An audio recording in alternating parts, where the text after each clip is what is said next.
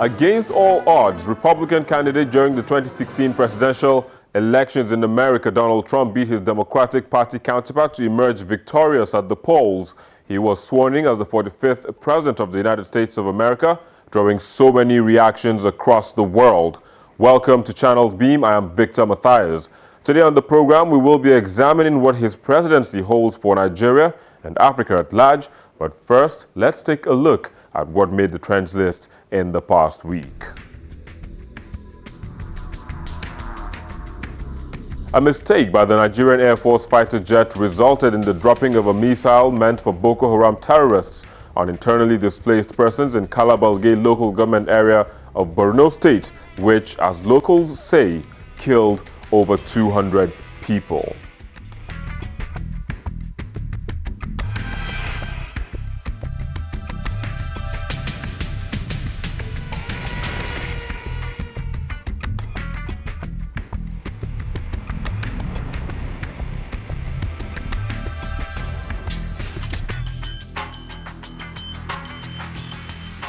The University of Maiduguri recorded its first terrorist attack since the insurgency started in Nigeria's northeast region in 2009 as a suicide bomber detonated an explosive device during the early morning prayers in a mosque located close to a pedestrian gate of the university.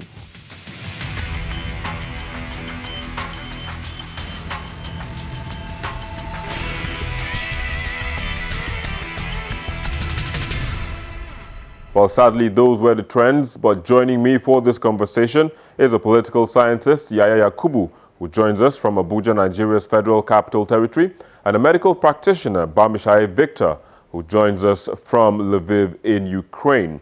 Well, guys, thanks for joining us today on the program, but let's begin with what you think of the Trump presidency.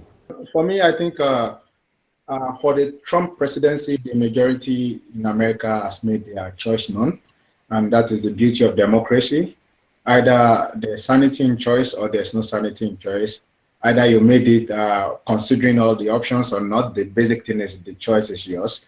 However, whatever it may be that you considered in making that choice will now be the subject of discussion for historians. But for what we can see is that Americans have made their choice, and through the system that they use, which is peculiar to them. And I think the Trump presidency is here, no matter what anyone has to say, and we'll just have to see how he runs it in the next 4 years.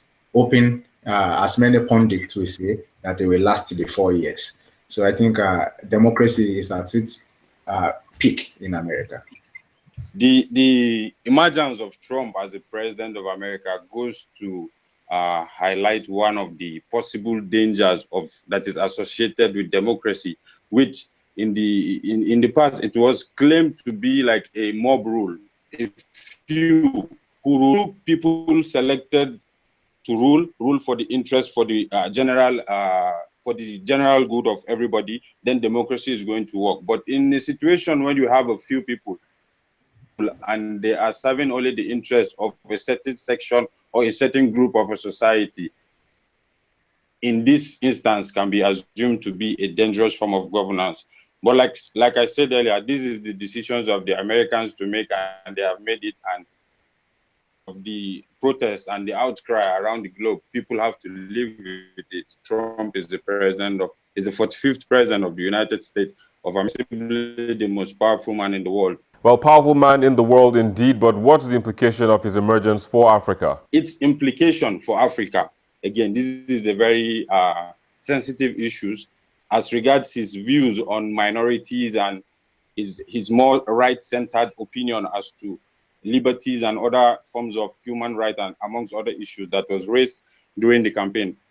First of all, I would like to state that policy as regards Africa, largely after the Cold War, has been non-interventionist. Singular consensus between United States and Africa as regards policy making establishment over the importance of Africa to US. There's no singular treaty between the US and any country in Africa.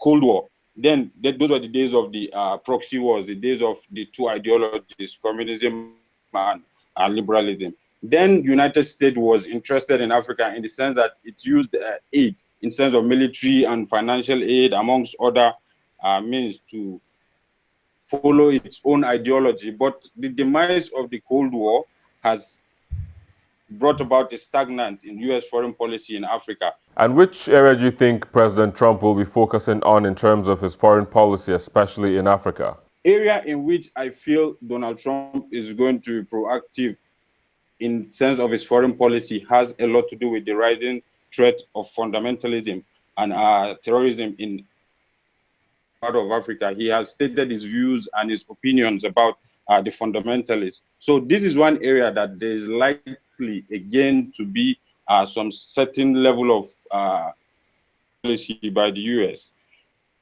But the beauty of the institutions of democracy, again, does not necessarily give a lot of power to one person. Trump, as a president, has the oversight function, but the system of governance, the decentralized system of governance in the United States has dispersed the power among all the tiers of government. So we look to see, it is too early for us to project the impact this may have on Africa. We can projections, but this will be setting by the people who constitute his cabinet. Well, Victor, I made mention of interventionist tendencies of the U.S. foreign policy, and looking at the rally held in Port Harcourt by IPOB members, do you see Trump intervening to help them actualize their movement? I don't think there's any correlation whatsoever. What I think is the people, indigenous people of Biafra, as they call themselves, are only trying to ride on the waves of trend and try to cut attention to themselves. And that, I think, is what they are trying to do. There is no correlation whatsoever, in my opinion, in my view. And I think the emergence of Trump wouldn't change anything as it regards that. Because even when states want to secede, there are ways to go about it. And I don't think currently the indigenous people of Biafra, as they call themselves, are towing that path. More like they are going about it in a more violent, non-peaceful way, so to say, and in an aggressive ethnicocentric way. And I think the emergence of Trump wouldn't better their lot in any way.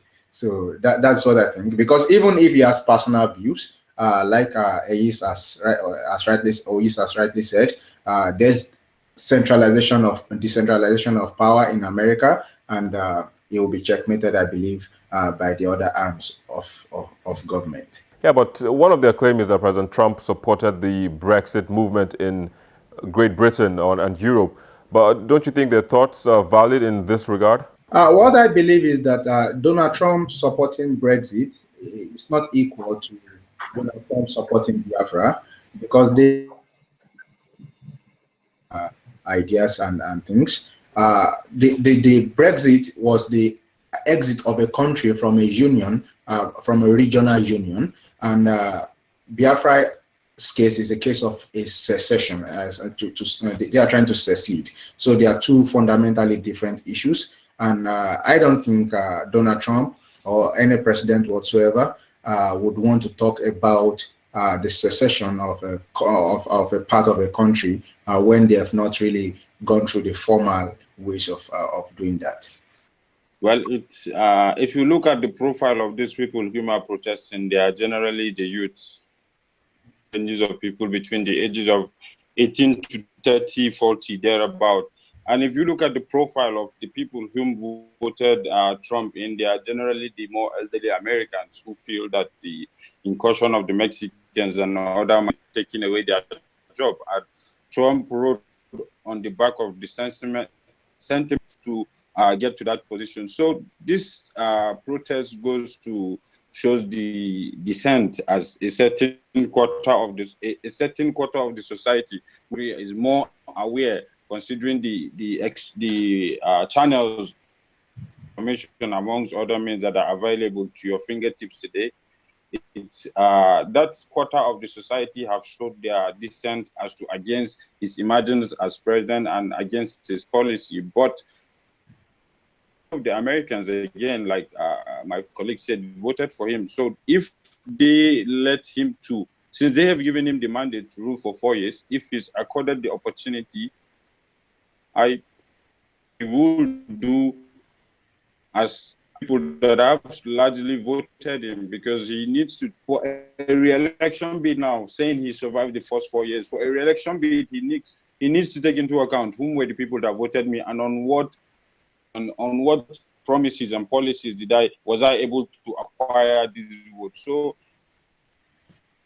true by he wants to be re-elected by the most readily, I think there's a likelihood of that wall amongst other extreme measures taken against minorities and Americans.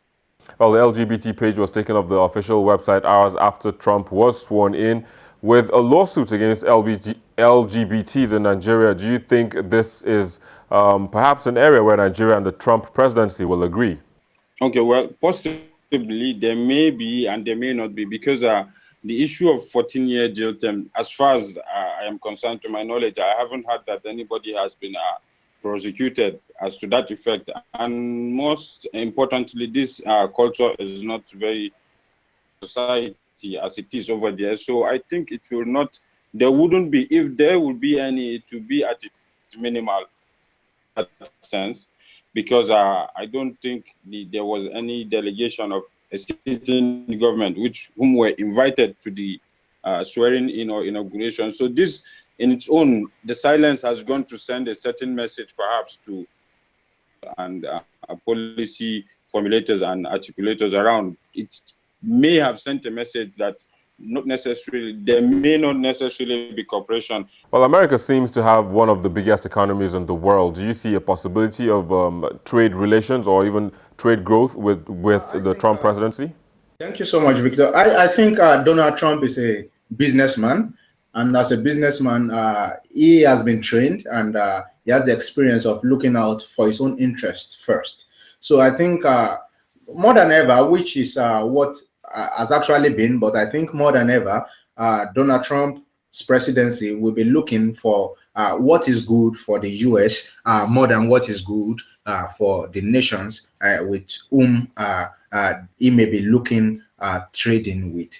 So I think with Donald Trump's presidency, every nation must be clear with what they want, so that when they get to the negotiation table, there is no they are not dilly-dallying, they are going straight to the point, and the negotiation terms are very clear. Because with a businessman like Donald Trump, he understands the art of the deal. I think, if I'm well informed, he wrote a book even about that.